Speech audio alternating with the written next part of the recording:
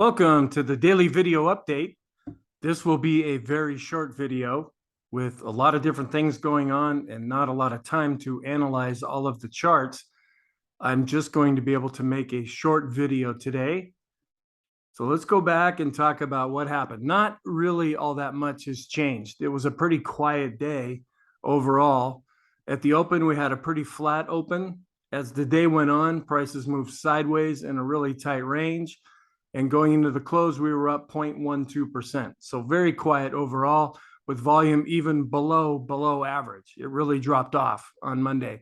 There's a lot happening this week, and so the folks are really apprehensive against making any big decisions before we get some more information, before the Fed comes out with their announcement. So the technicals really haven't changed all that much. Our sector rotation is still holding up, even though it took a bit of a hit. We saw value go up on Monday and growth go down.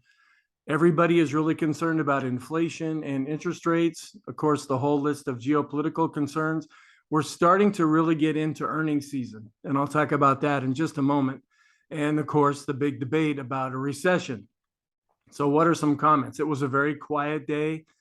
About 50% of the market cap, not companies, it'll be about 175 companies, will report earnings this week. And that's about half of the value, the current value of the S&P 500. So that could really have an influence on things. We're still holding up with our sector rotation. And even though it took a bit of a hit on Monday, the 2 to the 5 and the 2 to the 10, they still remain inverted.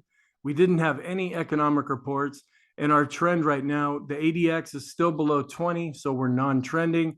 Our bias is more mixed to positive, and our momentum still is positive. But if we get some negative news, if the market decides that it wants to go lower, that could change pretty quickly. So that's about all I really have time to go over with right now. I don't have any charts to show you. I apologize for this, and my hope is that for Wednesday's session, I'll be able to make a full-length video.